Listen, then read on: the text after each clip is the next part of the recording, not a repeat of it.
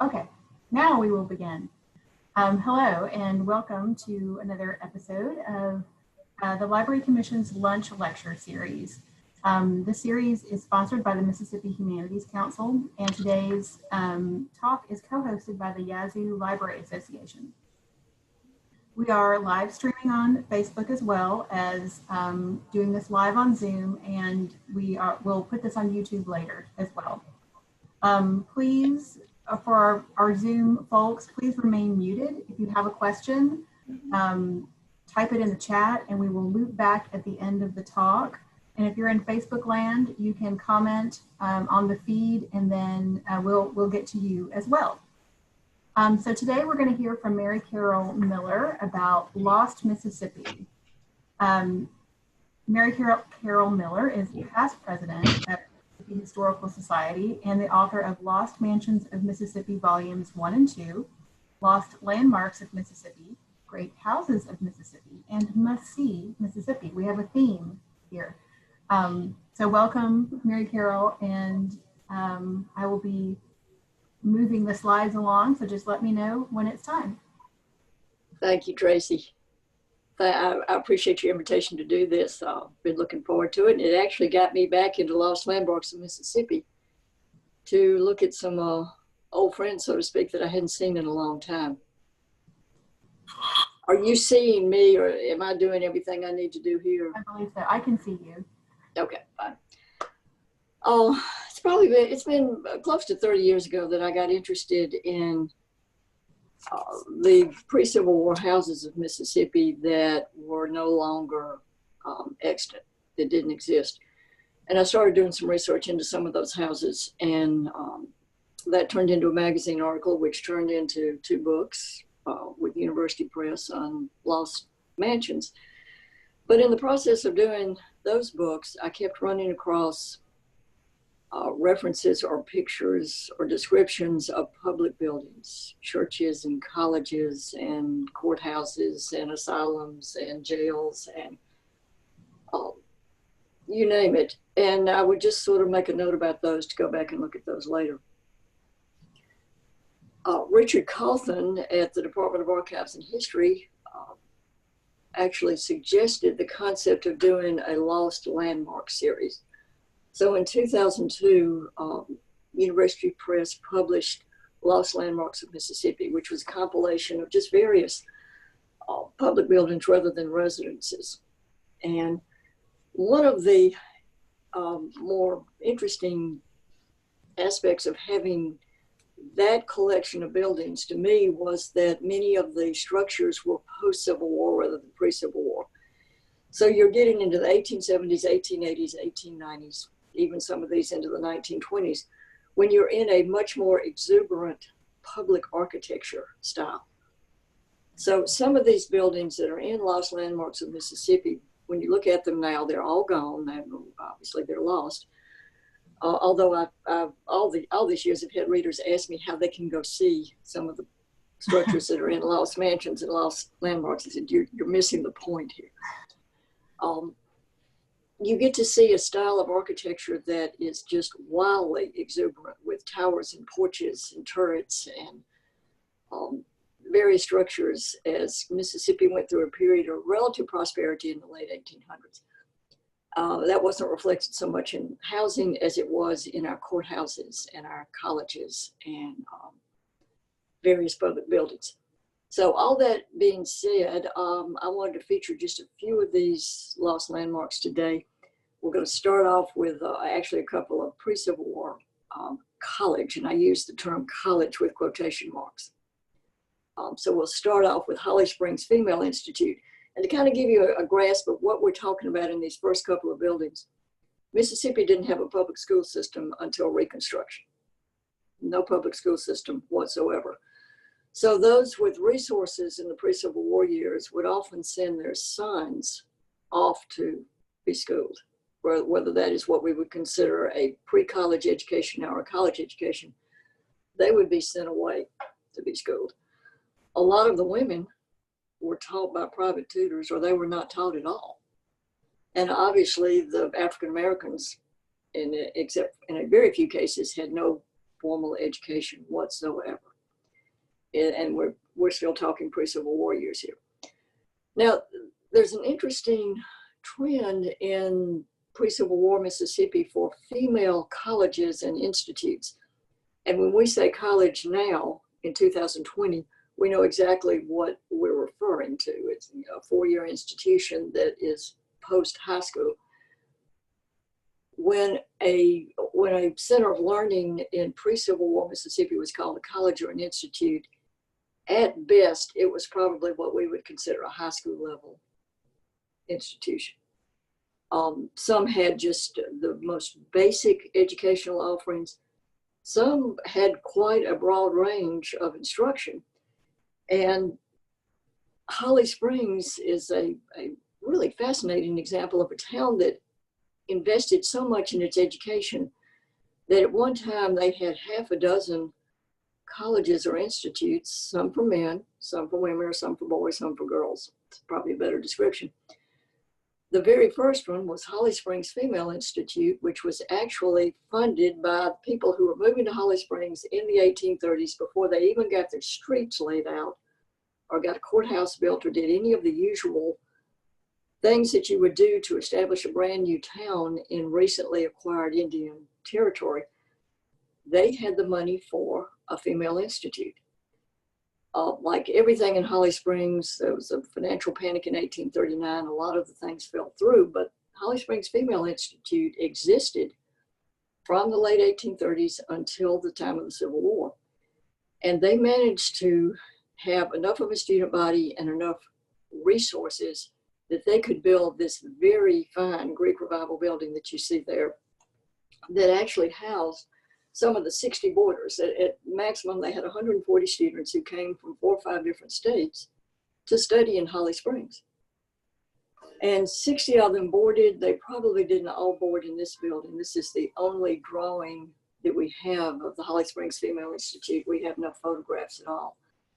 During the Civil War, hey Jimmy, during the Civil War, they closed it and used it as a hospital.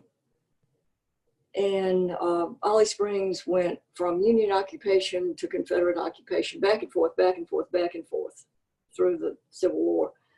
And so it was used as a hospital by both sides. If you're familiar with the post-Civil War writer Sherwood Bonner, her father was a doctor and he actually ran the hospital there. It was burned in 1864 as the federal troops left Holly Springs. They torched this building. It never reopened. And if you go to Holly Springs today, if you can find Holly Springs High School, that was the site of this really pretty spectacular building. Next slide, please, Tracy. This is one of my favorite photographs of old schools. I wish the photographer had moved just a little bit to the right and gotten it full on, but they didn't. It's the only known photograph of Corona Female College, which was in Corinth. Corinth was another town that popped up in the 1840s, 1850s, ideally situated at the junction of 2 railroads in Northeast Mississippi. Anytime you had one railroad in the 1850s, you were in good shape. If you had 2 railroads crossing, you were golden. So by the time of the Civil War, Corinth had 1,500 people living in town. And there was a Reverend Gaston. A lot of these schools were started by ecclesiastical types. And he pulled in $40,000 in pledges to get Corona Female College going in 1857. Maximum enrollment of 90, obviously all women. One building. So this one building served as dormitory space and it also served as educational space. It was designed by a Swiss architect named Martin Segrist, who did some projects all around Mississippi in the 1850s.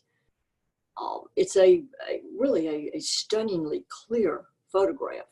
If you really blow it up to a high pixel level, you can see the bricks, you can see the columns. It's a stunning building, and you think of it in 1860 Corinth. This is really quite extraordinary. In 1862, with the Battle of Shiloh going on and the Civil War literally landing on Corinth's doorsteps, those very railroads that had made you such an ideal place to be located before the Civil War made you a target of all sorts of military action during the war.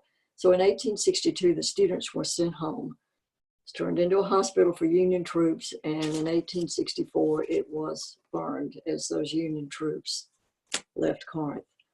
So that's the two examples of the pre-Civil War female colleges. When I was first doing these books in the 1990s, before the internet, I would find a reference to something that I could not find any pictures, I could not find any local documentation, I could find nothing. Had the internet been around then, Lost Mansions, which is probably 150 pages, might be 600 pages. The resources now are just wonderful. So you can probably go online and Google Corona Female College Corinth and find way more than what I'm giving you here. There were just so many female colleges around Mississippi that alone is a fascinating subject. Next slide, Tracy. Keep an eye on our time here. This is one of my favorites. Even though I am not a Mississippi State fan, I am Ole Miss to the core, but Old Main is one of the most spectacularly weird stories in Mississippi architectural history. When state, what would become state, Mississippi A&M, opened in 1880, they started work on a dormitory designed by C.M. Rubish of Baden. He was an architect in Baden, and I need to look up sometime what else he built. But he designed this 115-room, 3-story dormitory, 4 floors added later, for Mississippi A&M. Now, it started out with 115 rooms. It was a U-shaped building. They had a common cistern in the courtyard, no indoor toilets. So you got 115 guys living in this dorm. Each room had a zinc bathtub, a kerosene lamp, and a coal burning fireplace. That is absolutely terrifying no matter how you look at it. It gets worse. 4th floor was added in 1903. In 1906, they added an L-shaped dormitory building behind it. And over the next 10 or 15 years, they connected the 2 dormitories. So it winds up being this enormous hollow square that was the largest dormitory in America. And when they put these 2 buildings together, there was no concession for the different elevations, say the 2nd floor in one building, the 2nd floor in the other building. So you had these crazy hallways that went up and down and sideways. And it was like being on a roller coaster, just going from one part of this huge building to another. And boys being boys, students being students, nothing's changed. They would pull the hoses off the fire alarm setups in the hallways and flood the hallways and literally row boats down the hallways. They would have shooting contests. The basement had more skunks than students and was known as Polecat Alley. There's a wonderful book that came out about 20, 25 years ago about Old Main that just has the most wonderful stories. So 40,000 students over the course of almost 80 years lived in Old Main. At its biggest, it had 500 rooms, 1,400 residents living in this dorm. The state basically stopped maintaining it in the 1940s, and it was still fully occupied with 900 residents in 1959. January 1959, the students had just come back from Christmas break, and fire broke out up in the attic. If you see that roof line there, the attic went completely around the perimeter of the building with no firewalls at all. So somehow a fire started in the attic and just raced through the attic. They got everybody out. Apparently very cold that night. They got everybody out. One student went back in to get something and died. The bricks were salvaged to build the Chapel of Memories, which is now on the state campus. If you're a state person, think about that when you go to see the Chapel of Memories. Next slide, Tracy. This is a building in Jackson. It was in Jackson that was actually closely connected with Jackson State and Millsaps. It's called Founders Hall. And this is another fascinating subject, is the post-Civil War schools for freed slaves, most of which were started by Northern missionary groups There were a couple in Holly Springs. There were a couple in Jackson. Russ College started out as one of these. Tougaloo started out as one of these. The American Baptist Home Mission Society, I don't know where they were headquartered, but they opened a school for freed slaves in Natchez in 1877. And it was so popular, had so many students, that they moved it to Jackson and bought about 50 acres of land at what would now be the corner of North State Street and Woodrow Wilson. So you're thinking Bailey High School, Millsaps, the Med Center.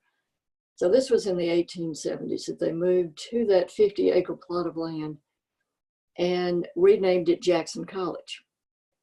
So classes, when they didn't have any buildings, they had the land, they didn't have any buildings. So they held classes at Mount Helm Baptist Church, which was an African-American mission church of First Baptist Jackson.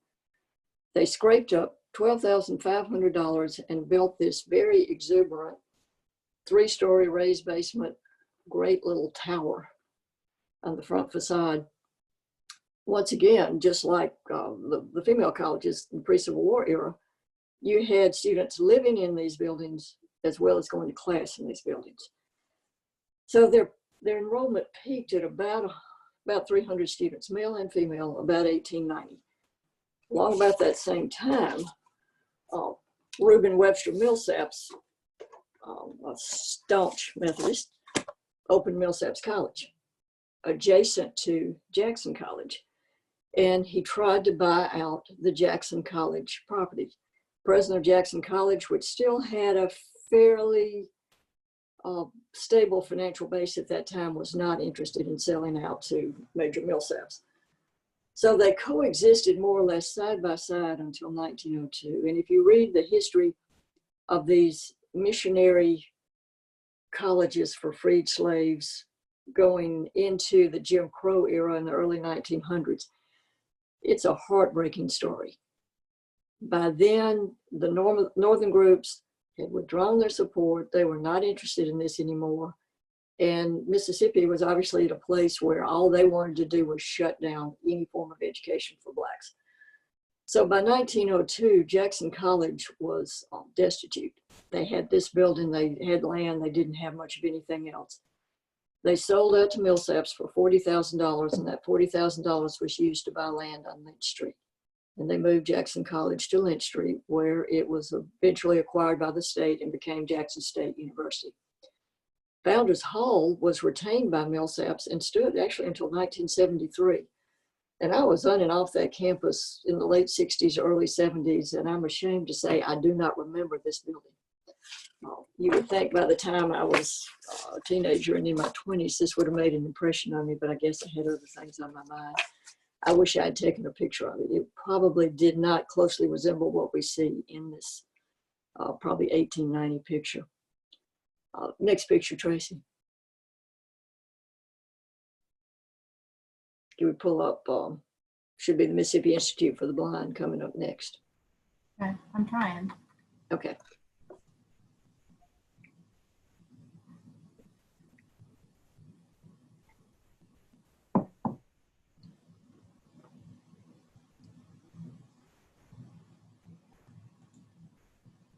Did we stall out? Oh, we're getting back. Okay. There we go. Is that it? Okay. All right. Are we ready? Okay. Mississippi Institute for the Blind, which still exists as the Mississippi School for the Blind, different format. In 1848, the Mississippi legislature appropriated $2,500 to build a school for the blind. For many reasons, per capita, there were many more blind children at that time than there are now. And they opened a school on Jefferson Street in what is now Belhaven. And in 1882, so some 37, 38 years later, obviously their numbers had gone up. They built this incredibly over-the-top building on North State Street, close to where Baptist Hospital is now. when you just look at this, you think, okay, none of these students would ever see this building. And yet they put this magnificent two-stage tower, the dormers, the porches. It's a spectacular building, and it appears to have some sort of a fountain on the front, which I assume was on North State Street. By 1889, they had 43 full-time students. Most students went through a 10-year curriculum. So they started as young elementary age students, and then they would go through high school level. And I don't know how many state records exist for what they taught them, whether they taught them rudimentary academic courses or whether it was primarily a technical type training. I have no idea. But this building stood until 1946, and you're probably all familiar with the Lunatic Asylum, which we may get to if we move on along here. Where University Medical Center is now was the State Lunatic Asylum, and stretching back to where the old Highway Department building and the VA and St. Dominic's are was vast farming acreages. You know, over the last couple of years, they have found burial grounds that were much more extensive than they ever knew about. But the farm part of the Lunatic Asylum stretched all the way back into what is now Eastover. Back where the Library Commission building is, would have likely been part of the Lunatic Asylum's farm acreage. I don't know what you want to read into that, but that may be the case. Where the R&D Center, all of that was part of the Lunatic Asylum's holdings.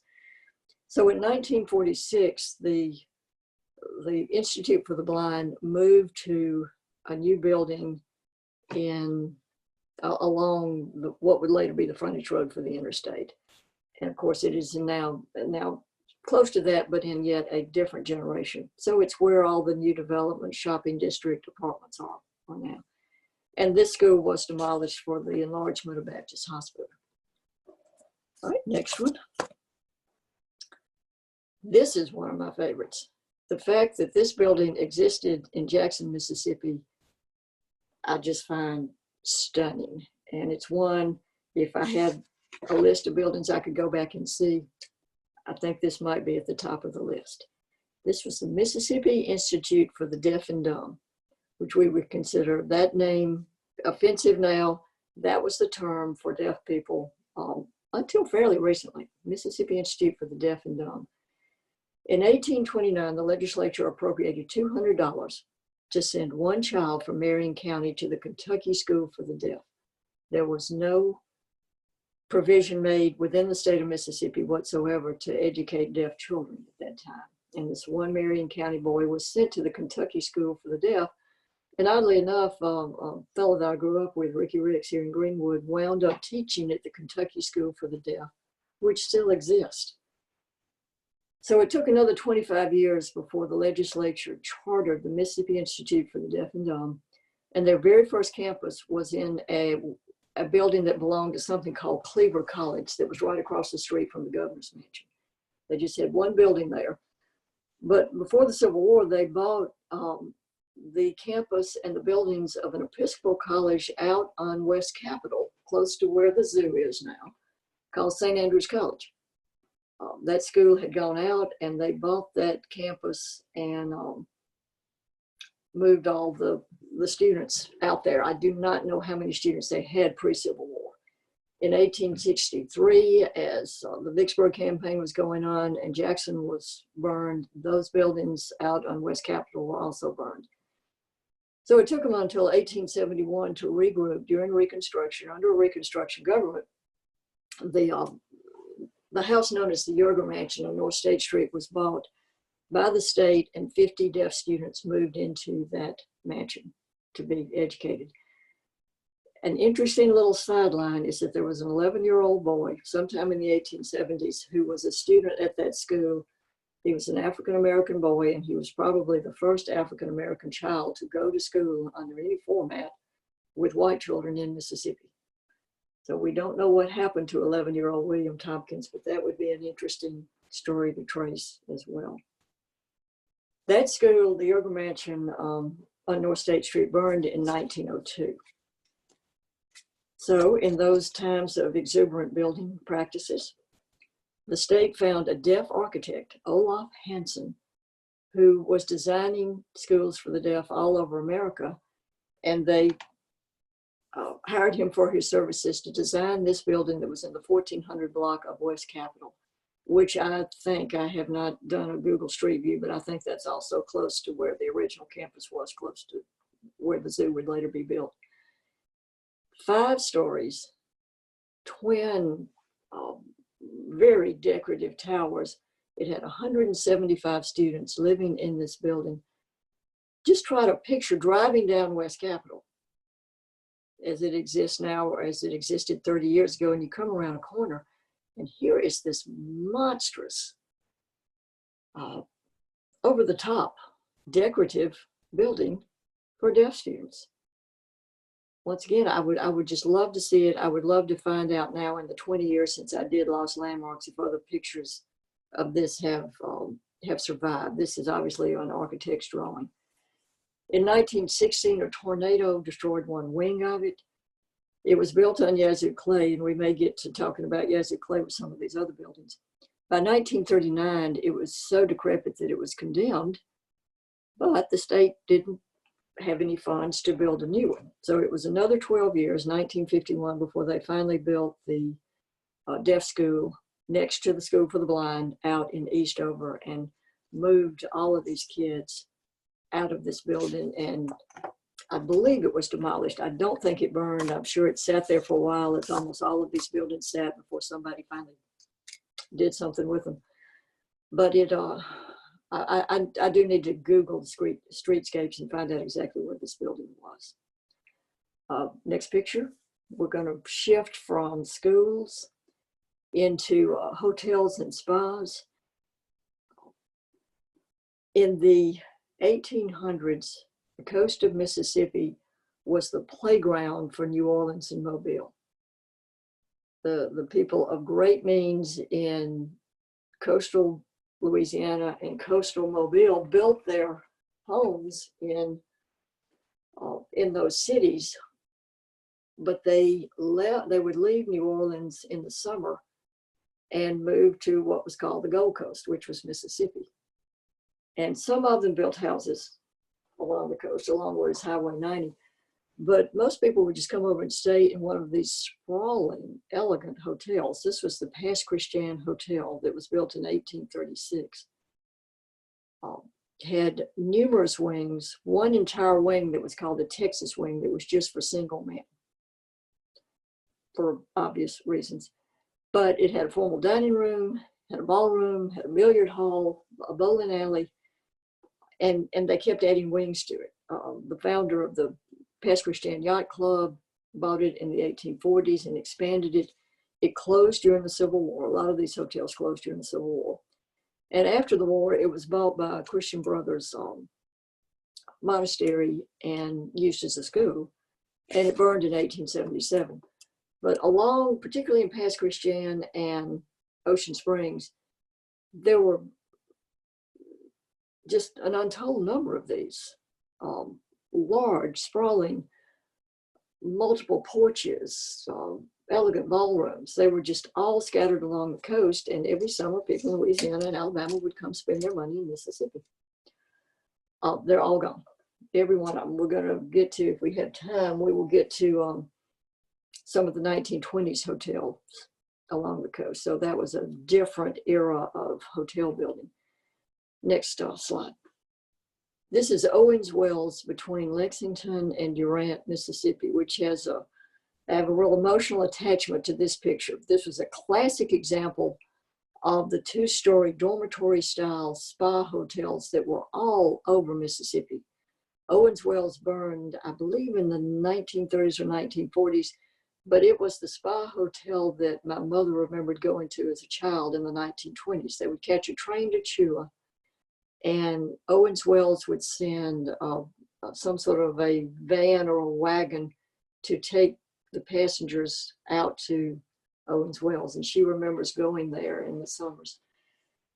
There was Owens Wells in Holmes County, Cooper's Wells in Raymond, Artesian Springs in Canton, and some of those buildings in very bad shape were still standing a few years ago. Allison's Wells at Wade, just north of Canton, which burned in the 1960s and was rebuilt as the Episcopal Church's Gray Conference Center.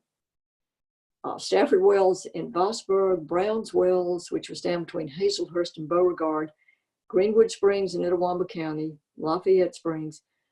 A few of these are still standing, very few. This is where families, particularly families from the Delta, would go to these spas in the summer to get out of the heat in the Delta and the lowlands, which tended to attract more mosquitoes and other unpleasant things like alligators and many mosquitoes. But each of these spa hotels would be built around some sort of a mineral spring that supposedly had healing powers. And people would pack their whole family up. They would go and stay in these dormitory style hotels for a week or a month or the whole summer. A lot of planners in the Delta would send their families to Owens Wells or Castellan Springs or Lafayette Springs and not see them for the whole summer. They'd plant, everybody else is off at the spa, which led to probably all sorts of commotion in the Delta that if the families were gone, we won't get into that today. If you want to see one of these hotels, let's say there's maybe 3 or 4 left. If you're driving down the interstate, down I-55, and you get to the Durant exit, if you go into Durant and look for Castellan Springs Road and stay on it, it will take you back across the interstate, and you can see a hotel that's almost the identical twin of this one. It's owned by a church group now, thank goodness, who are taking extraordinary care of it. For many years, it was a YWCA camp, Castellan Springs Camp, and my sister went there. Everybody I knew went there except me, and my sister completely scared me away from going to camp with tales of ghosts and snakes, and I never went.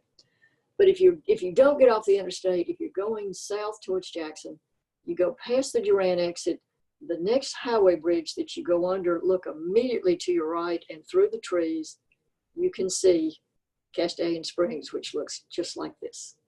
So those are an interesting little architectural tidbit in Mississippi history. Next slide. Towns, in much the way that the pre-Civil War, the wealthy of the pre-Civil War built houses that were just over the top to try to impress each other, I suppose. In the post-Civil War era, towns that got back on their feet financially seemed to try to outdo each other with their hotels. And Natchez has always been the queen bee of building bigger and better and grander and crazier than any place else in Mississippi. This was the Natchez Hotel, which was at the corner of Franklin Street and Pearl Street, if you are familiar with downtown Natchez. It's built in 1891. And other than this giant balloon structure on the top, which I assume there was some sort of a patio effect up there, their main attractions were they had electric lights, they had elevators, and they had telephones. And in 1891, that was a big deal. So this was a very successful hotel. You cannot tell from this picture. I've seen close-ups. Embedded in the brickwork were these cast iron faces that are almost like gargoyles. I think some of them still exist in some structures in downtown Natchez, but they're very, very strange. This whole hotel was very strange if you look at it. 1926, a fire destroyed most of the hotel. Part of it stood until the 1960s, and then it was torn down for the inevitable parking lot. Next slide. Go get back down to the Gulf Coast. This is the Edgewater Gulf. There were a series of Art Deco hotels along the Gulf built in the 1920s that were truly palaces. And when I was growing up in the 50s and 60s, the ultimate was to go to the Mississippi Gulf Coast along Highway 90, which had the Edgewater Gulf that you see here, the Buena Vista, the Great Southern, and the Broadwater Beach. We always stayed at the Broadwater Beach. And I remember going past the Edgewater Gulf and just wishing we could stay there once just so I could see the inside of this hotel. Highway 90 was known as the Old Spanish Trail then. It was part of a highway system that crossed the country. And in 1924, a Chicago architect, Benjamin Marsh, was contracted to take 600 acres and build this 400-room hotel, had a full golf course. In 1924, when it opened, you could stay there for $3 a day. It's right on the Gulf. And as I say, when I was growing up, it was still the ultimate, although it was starting to get a little seedy around the edges.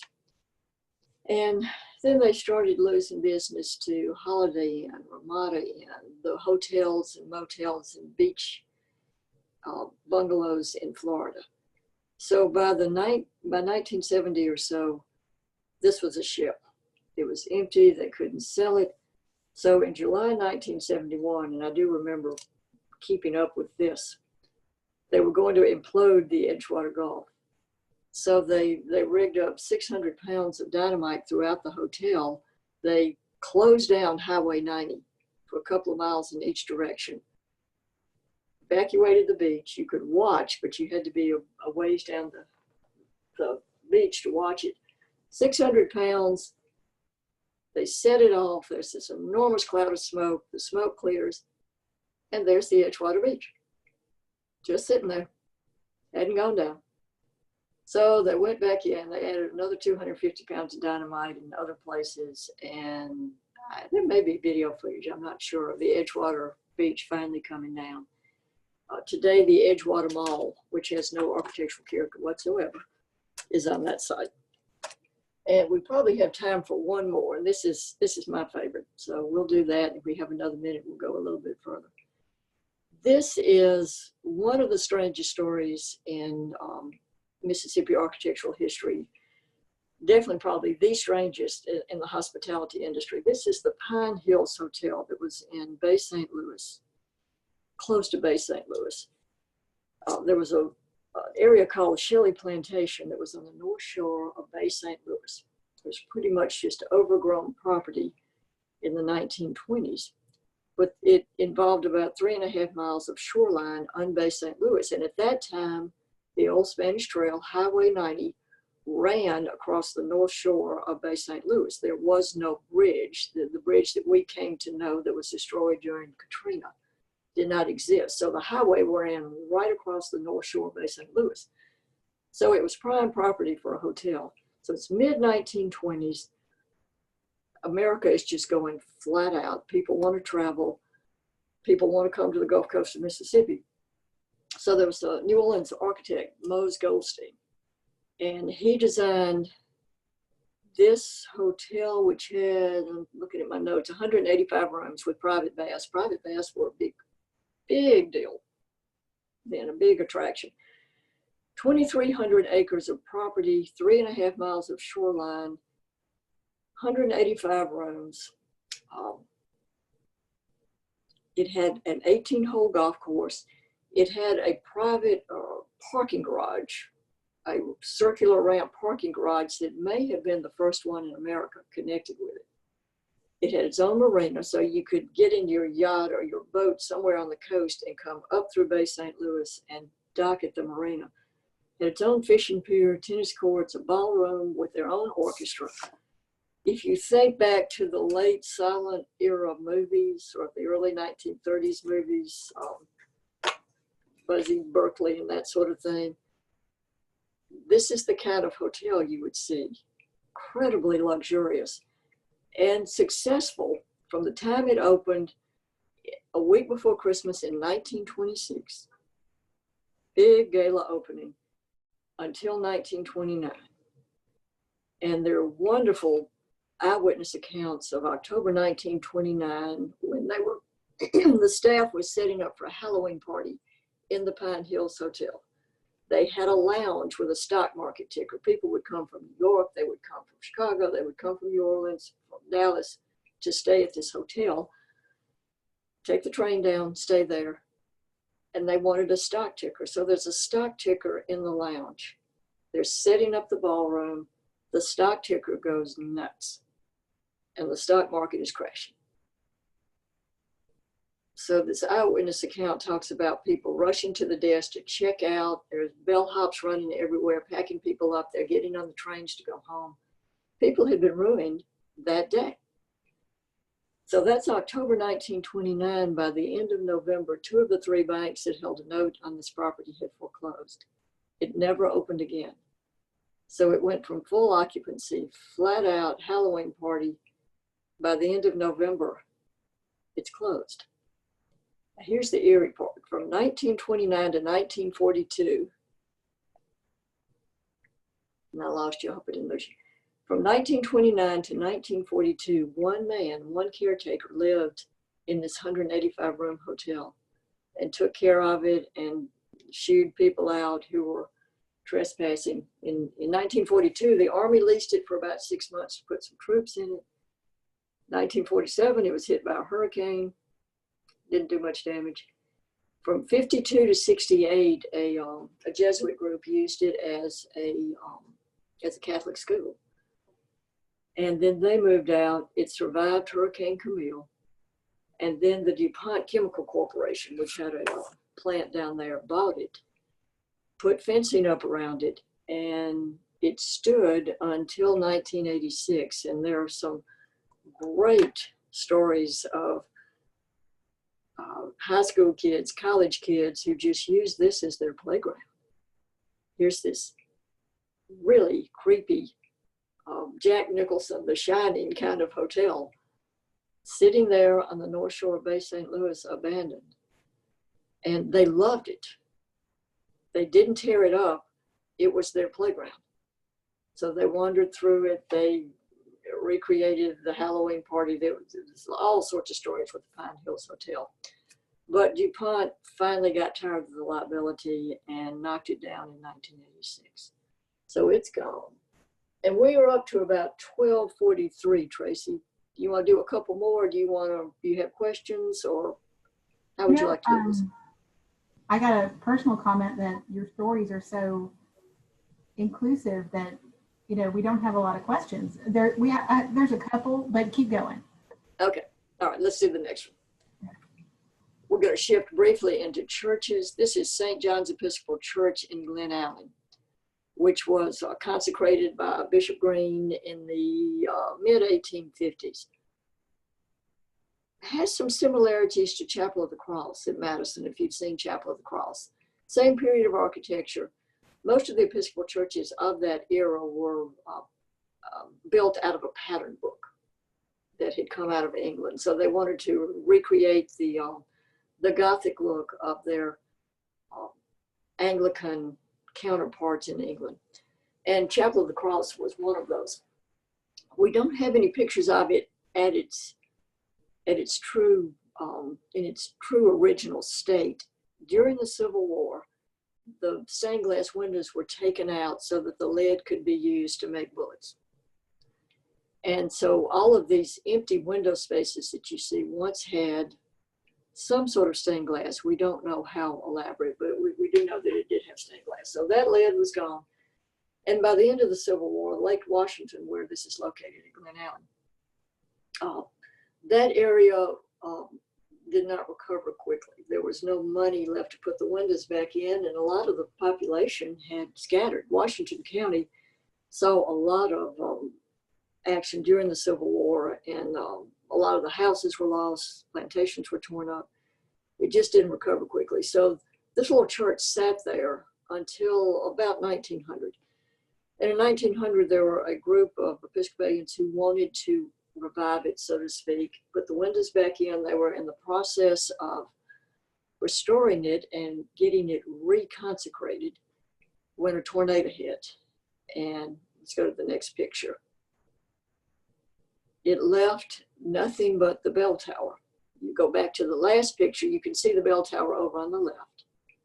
And then go to the next picture. So the vast bulk of the church was gone, but the bell tower is still standing, and there's a graveyard there. And if you just want something during these times of pandemic, when you're bored and you need a day trip, drive up Highway 1 to Glen Allen. It's just south of Greenville, about probably 15 miles. and take a trip around Lake Washington. There's not a prettier place in Mississippi. There are a couple of old house ruins there. And on the south end of the tiny little village of Glen, you can still see this tower. You can walk through the tower. You can see where the round window was. And the graveyard is absolutely fascinating. So you're right there on the shores of Lake Washington. It's very atmospheric. This picture, my scan of it doesn't do justice. This is actually the cover picture of Lost Landmarks of Mississippi. And the photographer that I worked with for many years, Mary Rose Carter, got this photograph one day when the sun was coming into that ruin in just the right way, and it just looks like a burst of light in the old bell tower. It's just an extraordinary picture, and this scan does not do it justice. Let's move on to the next picture. This is an interesting little story about Beth Israel Synagogue in Woodville. And Tracy, you and I talked about Woodville last week. You have family there. One of my favorite towns. It's another good pandemic driving trip. When you go to Natchez, keep going. Go down 61, get off at on Highway 24 and go into Woodville, and just drive around and look at the houses and the courthouse and the churches. It's an overlooked jewel of South Mississippi.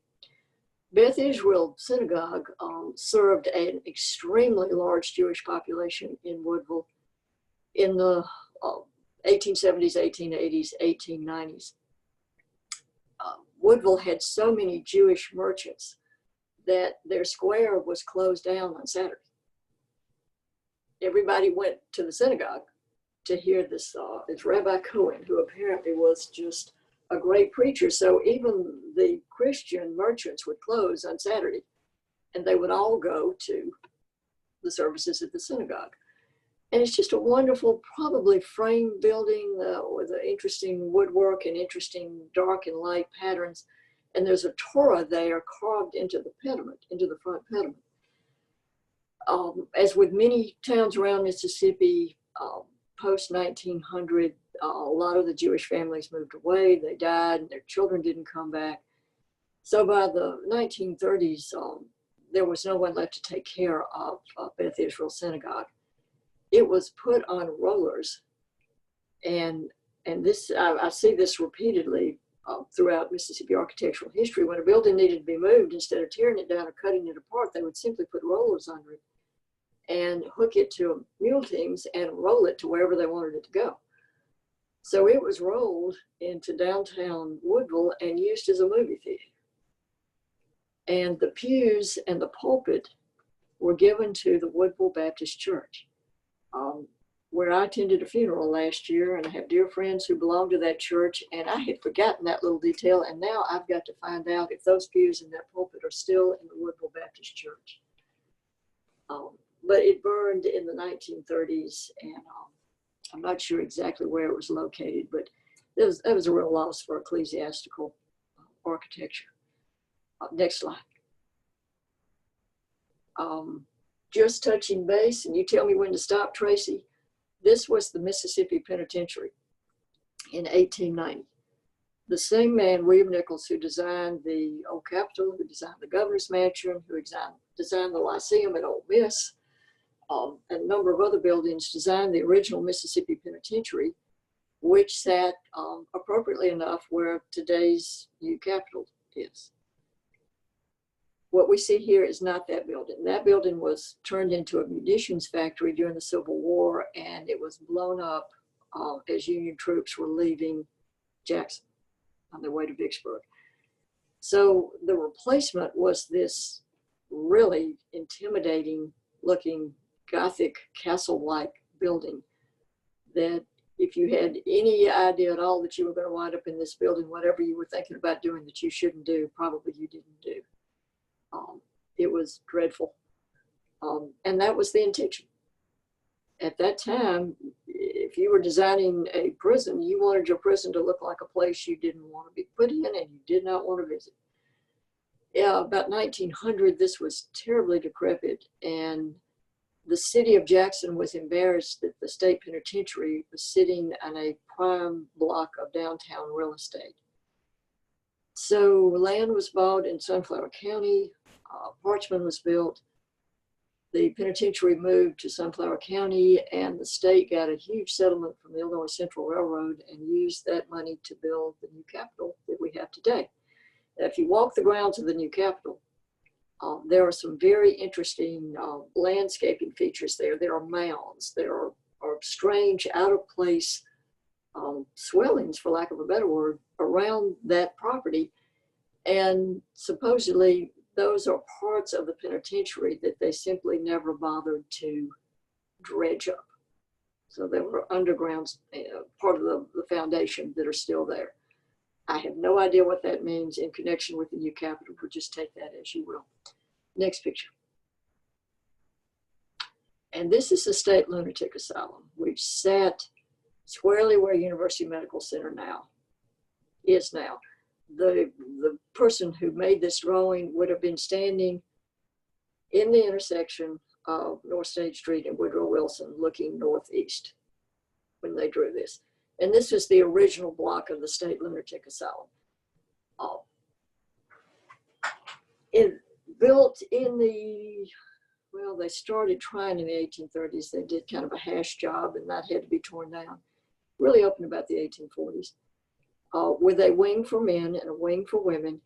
And Mississippi has never lacked for people who need care of this sort.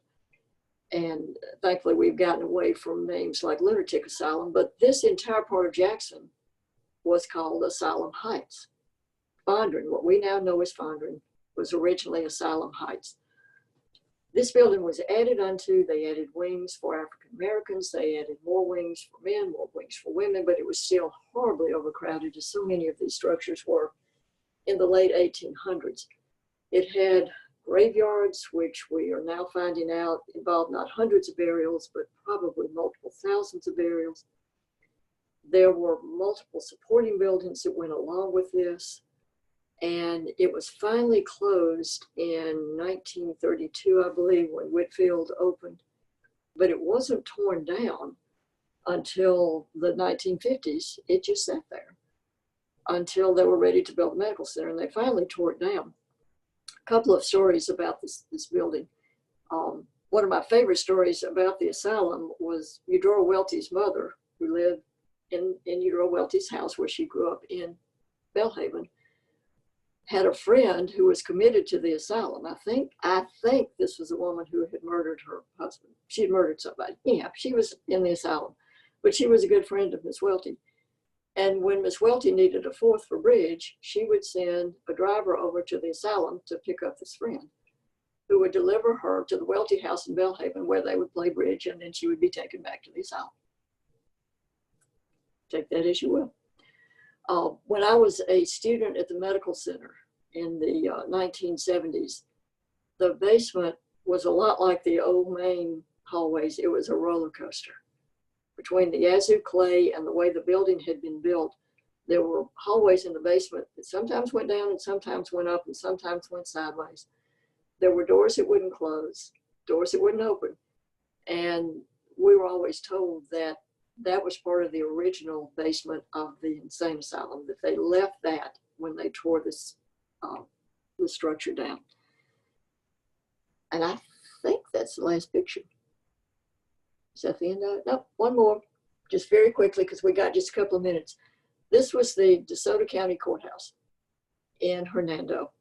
And I included it because there was a man in Desoto County after the Civil War who was from France. He loved French architecture.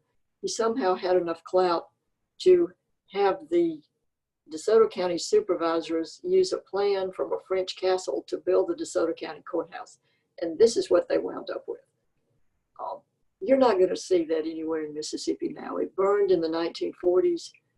And interesting story from eyewitnesses there is that this the tower was full of the county records. And it was at night, the courthouse was on fire. A lot of people from Hernando went up in the tower and threw the county records out the window to save them. And there's a lovely courthouse there now that has murals in it from the old Yazoo Hotel in Memphis. There's another trip for you. If you're bored on a weekday, go to Hernando, which is a lovely town, very historic, and go in the courthouse to see the old Yazoo Hotel murals. That it's a rotunda, and they're just fascinating. And that is the last picture, I believe, Tracy. Okay. I'm going to stop sharing so I can see the chat. I saw something pop up. There it is. Okay. Mary, that was so interesting. I have all kinds of notes I have taken about things I need to look up, places I need to go. Well, you've got some field trips to take. I do, and let's see. Everyone is just saying how amazing the historical information is. That's kind. And let's see, we did have a question, and it was texted to me because it's on Facebook. Do you know when William Tompkins attended the School for the Deaf, and do you know anything else about it? Back to that, I want to say it was in the 1870s. Let me look back. 1871. He was 11 years old. So somebody with genealogy.ancestry.com, somebody with some skills might be able to track down William Tompkins, and I believe that's Tompkins with a P, Tompkins. I have no idea if he was there for a month, a year, 10 years. But just that little tidbit that this was an African-American child who went to that school, that's got to be a first. Yeah. So well, yes, some of your watchers need to take that on and find William Tompkins. Well, I think one of our watchers is a librarian and a coworker, and she will probably devote the next few hours to trying to find that. Well, please let me know. Yeah, I will. I will. I hope he had a happy life. I hope he got enough skills there that he went ahead and had a long and happy and productive life. One of those mysteries. What was the name of the hotel in Natchez? Natchez Hotel. Oh, okay. Well, I wrote down Natchez Hotel, and I thought that's not the name. I thought I was just. There's the Eola. You have seen the Eola, which is still there. EOLA, which was built a little bit. Well, it's quite a few years later than the Natchez Hotel, and the Eola Hotel, in one format or another, still stands. Okay. It's one of those. I think it's 1920s hotel, but it's gone through multiple hands, and it opens and then it closes, and opens and closes. One thing I did want to mention, just for library fans, because the Yazoo County system did sponsor this, I believe. Mm-hmm. When the pandemic is over, here's another field trip.